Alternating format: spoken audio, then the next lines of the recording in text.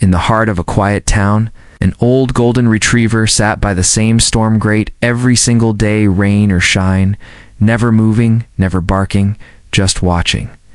People laughed at first, till one brave kid opened the grate. And what they found below changed everything. This isn't just a story about a dog. It's about loyalty, loss, and a secret buried in silence that shook an entire town to its core. If you're new to the channel, please hit that subscribe button, give this video a like, and tell us in the comments where you're watching from. Now let's jump into the story. Maple Creek stirred slowly on the first Monday of October. Porch boards sighing under a thin frost while kettle whistles drifted through cracked windows. The town sat 3 hours from the nearest interstate sign and was proud of being overlooked. Mornings followed a comforting script. The school bus coughed past at 7. The diner bell rang at 8, and gossip floated like cottonwood fluff across Main Street. Yet at dawn that day, a strange note slipped into the familiar tune, soft but impossible to ignore. The note arrived with Sunny, the aging golden retriever whose coat once blazed like wheat at sunset, but now showed threads of silver. Sunny belonged to everyone and to no one. Kids shared crusts, tourists snapped quick photos, and the barber swore the dog obeyed traffic lights. Each day he wandered town in lazy circles, napping by the post office bench, before vanishing behind the grain silos at dusk. On that Monday, however, Sunny broke his rhythm and trotted straight towards Cedar Lane with unblinking purpose. Cedar Lane was hardly a landmark. 2 leaning mailboxes, a thin row of birch trees, and a storm grate set into cracked asphalt marked the entire stretch. The grate had swallowed marbles, paper clips, and once an unlucky wedding ring. But folks thought about it only during heavy rain. Nonetheless, Sunny folded himself beside that iron circle as though it were a fireplace. Paws crossed, muzzle nearly touching the slots. He did not nap, whine, or sniff. He simply stared into the shadows pooling below. A trucker from Kansas slowed and dangled half a sandwich from his window. Sunny never blinked. Mrs. Trumbull, who smelled like lavender and mothballs, placed a fresh sausage biscuit at his feet. He sniffed once, then resumed his vigil. By noon, word had rippled across Maple Creek quicker than a prairie fire in high wind. Neighbors invented errands just to stroll down Cedar Lane, craning their necks at the silent dog. Some chuckled, others shivered. But every one of them walked away wondering what secret waited beneath that rusted lid. 11-year-old Nina Maurice heard the story before homeroom ended. Curiosity, her teacher liked to say, was both her compass and her quicksand. During lunch, she claimed a stomachache, slipped past the nurse, and pedaled her bicycle towards Cedar Lane. She braked so hard her sneakers scraped sparks from the pavement. Sunny did not turn. Nina crouched, trying to peer through the grate, but saw only damp darkness. Still, the dog's tense posture seemed to tighten the air, as though the ground itself were holding its breath. Rafael Delgado watched from his auto shop doorway, wiping axle grease from his knuckles with a rag the color of dried rust. He had a habit of noticing small things, the tremor in an engine belt, the wobble of a grocery cartwheel, the loneliness behind a forced grin. Sunny's vigil pressed on him like a splinter.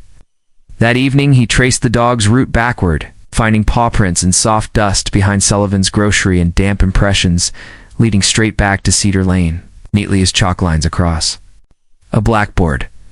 By Wednesday, Maple Creek had divided into 2 camps: those who shrugged and said dogs were peculiar, and those who felt a chill they could not name. A delivery driver swore he heard faint scratching below the grate while unloading bread at dawn. 2 6th graders claimed a timid yellow glimmer flickered under the iron, like a lantern swinging in a tunnel. The grocery clerk began locking the side door for the first time in years. Felt as though the ordinary world had sprung a tiny leak into something darker. Nina started a spiral, notebook titled Sunny's Mystery. Each afternoon she timed the vigil for hours on Tuesday, 6 on Thursday, sunrise to sunset by Friday. She sketched the grate, noting fresh gouges around its rim, thin as fingernail scratches. She laid bread beside Sunny's paws and whispered, "What are you waiting for?" The dog's ear twitched, but his gaze never wavered. That night a storm shoved across the plains, rattling porch swings and drumming on tin roofs while Nina lay awake, counting raindrops like seconds on a clock. At dawn, Cedar Lane gleamed, slick and empty except for Sonny, soaked yet unmoving, water swirling around his paws. Nina's mother begged her to stay inside, but the girl pressed her forehead to the glass, certain a story was knocking beneath that iron ring. When the rain eased, she laced her sneakers, pocketed a flashlight, and slipped outside. Ahead, Sonny lifted his head as if he had been waiting for her all along. Nina knelt beside him, felt a tremor ripple through his fur, and listened. From somewhere beneath their feet drifted a single, fragile whine so faint it might have been imagined it. It sent the hair on Nina's arms standing like winter wheat. She met Sonny's steady eyes and knew the silence at Cedar Lane was about to break. Maple Creek woke under a pale sky that still smelled of last night's rain. Puddles mirrored wooden fences, and worms crawled across the sidewalks like wandering commas. Sonny remained by the storm grate, tail flat, eyes glassy. Ow. The dog's fur clung in wet clumps, yet he kept his post, shivering but stubborn. Nina Morris arrived on her bicycle before breakfast, notebook under her arm and a growing resolve in her chest. She wished grown-ups could feel the same pull in their bones that she felt now. Someone was down there. A scratch of claw against metal, Nina knelt and pressed her ear to the cold grate. Beneath the gurgle of runoffs she heard it again, a faint, rhythmic scrape, almost like a spoon tapping a tin cup. Her heart sprinted. She scribbled the time, temperature, and direction of the sound, then swore to herself that the mystery would not stretch another day.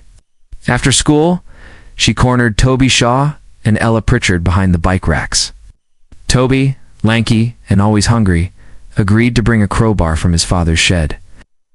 Ella, whose mother owned the hardware store, promised a coil of nylon rope and 2 LED flashlights. By 3 o'clock, a secret rescue team was formed, sealed with peanut butter cookie crumbs and a handshake. Word of Sonny's watch spread further.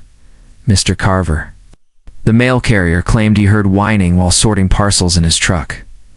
Mrs. Brady, setting hymnals in the church pews, said she felt a sadness rising from the street itself. Teenagers joked about sewer ghosts, but even they avoided Cedar Lane after dark. Shop doors that once stood wide now latched shut, and porch lights flickered on earlier, as though the whole town sensed an invisible pulse below its calm surface. In her bedroom that night, Nina unfolded a sheet of poster paper and drew a map. She traced every alley, fence gap, and shortcut Sonny had traveled before he narrowed his life to one cold ring of iron. Dotted lines showed where the dog now walked. A careful march from the grain silos, past Reed's barbershop, and straight to the grate. Beside those lines, she marked fresh scratches she had found on nearby curbs and fences-thin trails leading back underground. The pattern resembled a net, and in the center of that net something was trapped. Just before dawn on Saturday, mist wrapped Maple Creek in blankets of gray. Nina tiptoed out, backpack clinking with tools, her breath crisp in the air. She met Toby and Ella behind Rafael Delgado's auto shop, where the mechanic handed them a pair of leatherwork gloves and a silent nod. Rafael, though he said nothing, followed them at a distance, wiping his hands on that same rust-colored rag. Perhaps he trusted their courage more than the hesitation of the adults who still whispered but did nothing. Sonny spotted the group as they rounded the corner onto Cedar Lane. The old dog rose slowly, joints stiff, and let out a soft bark, half warning, half greeting. Nina knelt and stroked his damp head. "We're going to get whoever's down there," she whispered. Sonny's tail thumped once against the pavement, then stilled, as though he understood that hope could not stand on ceremony. Toby wedged the crowbar into the seam of the grate. Metal screeched, echoing off quiet houses, but no curtains parted. Families remained inside, pretending not to hear. Nina braced the bar with her foot, and together they leaned their weight. The iron shifted an inch, then 2. A sudden belch of foul air burst upward, carrying the smell of mold and stale water. Ella gagged, pressing a sleeve to her nose. Below, the scraping stopped, replaced by one thin, pleating whine that threaded itself around Nina's ribs and pulled. "Tight. Keep going," Nina urged, voice shaking. They strained again. The grate lurched, and then fell backward with a clang that rattled Nina's teeth. Darkness yawned beneath them, deeper than she had imagined, the hole rimmed by slimy brick and weeping shadows. Nina clicked on her flashlight. Its beams sliced through dust and moisture, revealing nothing but tunnel walls and a trickle of muddy water. Still the whine continued, softer now, as if whoever made it sensed rescue, but feared disappointment. Ella knelt, uncoiling the rope, and tied a loop the way her mother taught her for fishing trips. Meanwhile, Raphael stepped from the curb, his jaw clenched. "Move slow," he warned. "Old brickwork can crumble like stale bread." He tested the first few feet of rope with a gentle tug, then secured it to a sturdy birch nearby. Toby shone his light downward, and Nina peered again. Halfway along the tunnel, she caught a flash to dull reflections like coins and silt, blinking once, then vanishing. "Did you see that?" Nina breathed. Toby only nodded, suddenly sober. The scrape returned, louder, frantic, as though the gritty echo itself was kicking the walls. Sonny barked, the sound sharper than any of them had heard. He pawed at Nina's sleeve, nails catching her sweater yarn. Raphael placed a calming hand on the dog's neck, but could not mask the tremor in his own fingers. Ella eased the loop into the hole, letting it dangle above the unseen floor. "We need bait," she said. Toby rummaged and produced half a jerky strip from his pocket. The smell drifted downward. A pause. Then a shuffle. Nina's pulse hammered. Suddenly the rope jerked, almost slipping from Ella's hands. A shape rustled in the dark, but they still could not see it, only felt its weight moving through the thin nylon. Before they could decide the next step, the ground beneath Nina's knee crunched. A brick along the rim cracked, raining crumbs. Of mortar into the tunnel, Nina jerked back. Raphael cursed under his breath. The barking rose to a frantic pitch as Sonny lunged forward, blocking the edge with his body as though guarding Nina from falling. Below them, the unseen creature whined again, louder than before. An unmistakable call for help that climbed through fear and into desperation. Wind swept down Cedar Lane, bending birch branches and scattering yellow leaves across the scene. Like hurried confetti, Nina met Toby's eyes. Each of them understood that they had crossed the line between guessing and acting. There was no safe retreat now. She gripped the rope harder, voice steady but low. "We're not stopping, not." After coming this far, Toby and Ella nodded, resolve settling over them like the chill of early morning. Behind them, Raphael looked toward the silent houses, then back to the children. "All right," he said, rolling his shoulders. "Then let's finish what the dog started." Sonny's tail beat the pavement once more, slower this time, as though the old guardian felt the tide shifting. The grate lay beside the hole like a fallen shield. The watchers leaned over the rim, flashlights piercing the gloom, while echoes under the street answered back scratching. Whining, and somewhere the faint heartbeat of a life waiting to rise. Fog drifted through Maple Creek like a quiet visitor that morning, curling around porch rails and sliding under fence posts. Sunlight tried to break through but gave up early. Town held its breath. Nina, Toby, and Ella stood shoulder to shoulder at the edge of the open storm grate, flashlights trembling in their hands. Rafael Delgado hovered nearby, a rope tied around his waist just in case. Behind them, Sonny sat perfectly still, eyes fixed on the darkness that had held his attention for weeks. The only sound was the soft whimper rising from below, as steady as a heartbeat. "We need to go down," Nina said, her voice low but firm. Toby hesitated. "Are you sure? What if it's something dangerous?"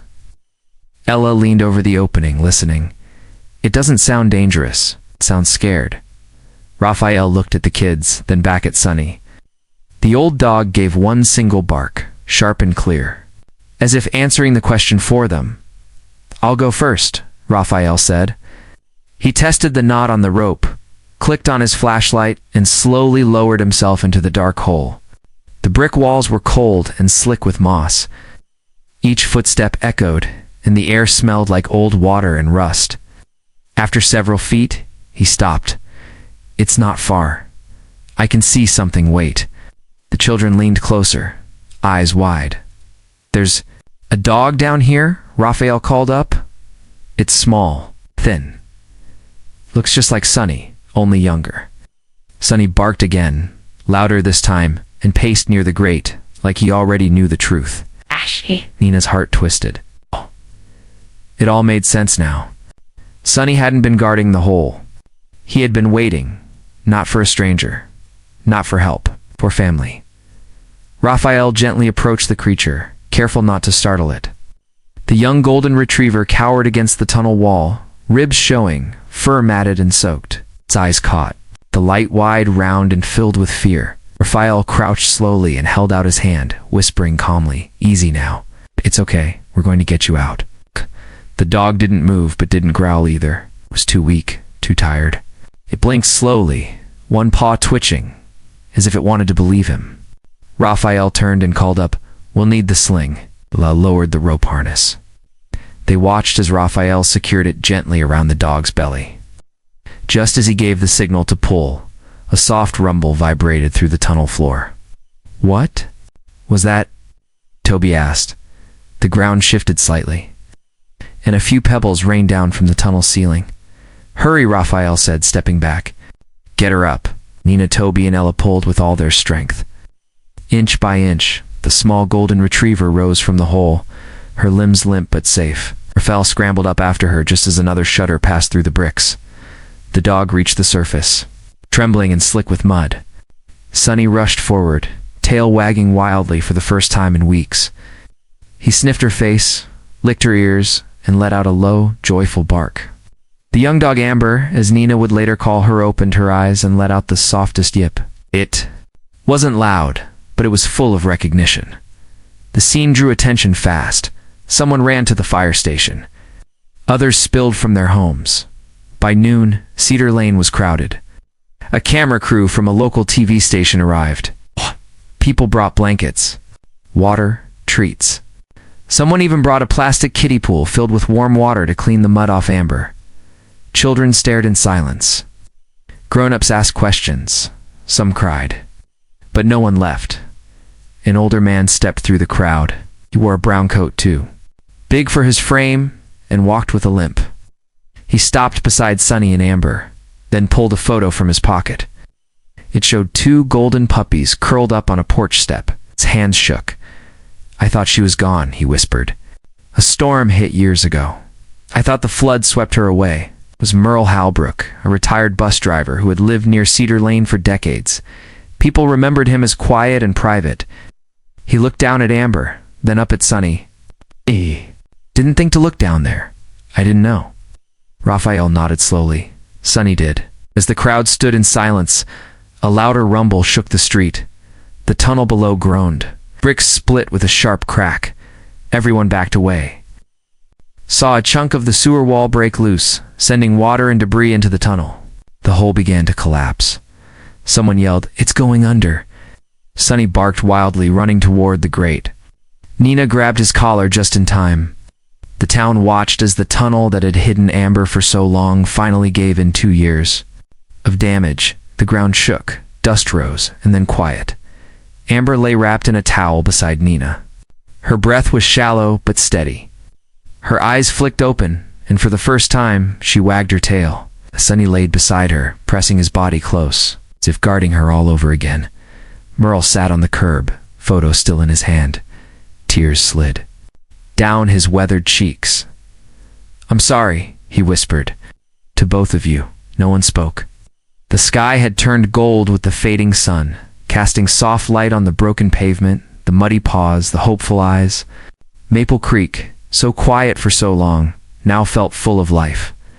Raphael looked around and said gently, "We all missed it, but Sonny didn't. He stayed.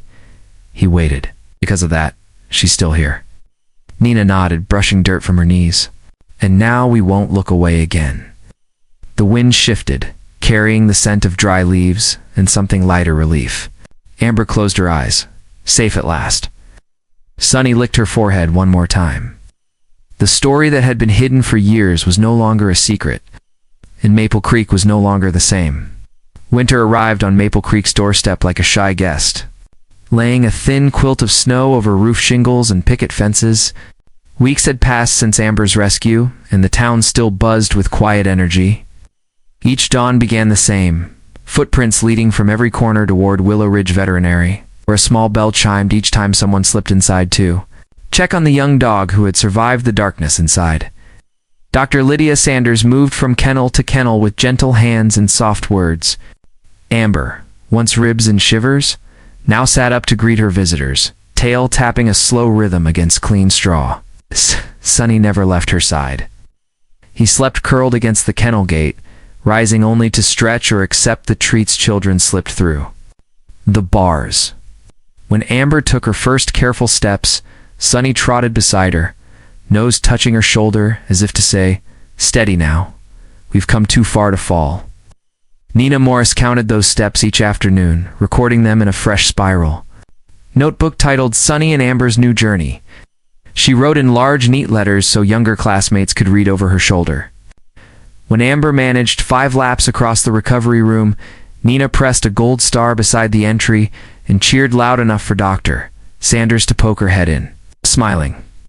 Across town, Merle Halbrook's small house at the edge of Cedar Lane changed. Faster than anyone expected. Neighbors arrived with lumber, chicken wire, and buckets of paint, the color of sunshine. Winch doors transformed into dog runs. An old tool shed became a warm sleeping loft. Merle hammered nails with steady focus, pausing only to wipe his brow and whisper to the photo of 2 golden puppies taped to the window. Beneath the picture, he had written one promise: no more lost ones. Rafael Delgado donated a stack of worn car tires that volunteers stuffed with blankets, turning them into durable pet beds. Toby Shaw, using skills learned in woodshop, built feeding stations, while Ella Pritchard painted bright paw prints along the fence to welcome future residents. Even adults who had once crossed the street to avoid Cedar Lane now asked how they could help. Guilt was a powerful fuel, but hope burned warmer. On Saturday mornings, Nina led the Look Closer Club, a new group of kids armed with notebooks and flashlights. They walked alleyways, checked under porches, and spoke gently to every stray they met. Nina's simple rule guided them: never assume quiet means safe. If something seemed out of place, a toppled trash bin, a mewing sound from a culvert, they reported it to Raphael or Dr. Sanders. The mechanic kept their findings pinned to a corkboard in his shop like a growing quilt of compassion. The storm. Grate on Cedar Lane no longer gaped open. Town workers sealed the tunnel with fresh brick, then bolted a new cast iron cover in place. Beside it, a handcrafted wooden sign stood waist high. Carved into the grain were 8 small words. 4. The guardians who wait until we listen. Beneath, Merle planted marigolds that wilted in the cold, but promised bright color come spring. Mayor Georgia Booth hosted a modest ceremony the day the sign went up. She spoke softly, careful not to overshadow the true heroes sitting at her feet. Amber wore a knitted blue scarf from the senior center. Sonny sported a red bandana embroidered with the town's name. When the mayor finished, she stepped aside so Nina could read a short poem she had written about seeing with both eyes and heart. Her voice wobbled, yet every ear caught each line. Applause rolled down Cedar Lane like warm thunder. As December deepened, frost twinkled on holiday lights strung between shop windows, and Maple Creek felt lighter than it had in years. Small acts multiplied. A coffee shop left bowls of water by its door. The diner kept a kindness jar to fund the new shelter. Teenagers shoveled snow from elder neighbors' walks without being asked. Everyone looked, really looked, at the spaces they once ignored. They found needs tucked inside everyday corners: loose gate latches, hungry barn cats, lonely widowers. Each discovery became a chance to mend something broken. Then, on the season's first heavy snowfall, Nina woke before dawn and hurried outside. Flakes drifted like whispered secrets, coating the world in quiet. At the end of her street, she spotted 2 shapes, one golden and sturdy, the other smaller, lighter padding through fresh powder. Sonny and Amber moved in perfect step, leaving twin trails that met Cedar Lane's plaque before turning toward Merle's shining fence. Nina followed at a distance until she reached the sign. The snow dusted its letters and she brushed them clean. With her mittened hand, she knelt, watching the dog's nose, the marigold stems now buried under white, and whispered a promise only the snow could hear. "I'll keep looking," she said, for every voice too small to reach the surface. Behind her, soft crunches signaled townspeople arriving. Raphael, in his grease-stained coat, Ella carrying a thermos of cocoa, Toby waving a wooden sled. For later, more silhouettes joined, drawn by the same unseen tug that had once pulled Sunny beside the grate. The dawn light grew, turning snowflakes to sparks. Someone began humming a carol, another joined, and soon a gentle chorus rapped cedar. Lane Sunny lifted his muzzle to the sky. Amber leaned against his shoulder, eyes half closed. Nina stood, heart swelling, and stepped back to see the scene whole. Dog safe, friends gathered, town awake.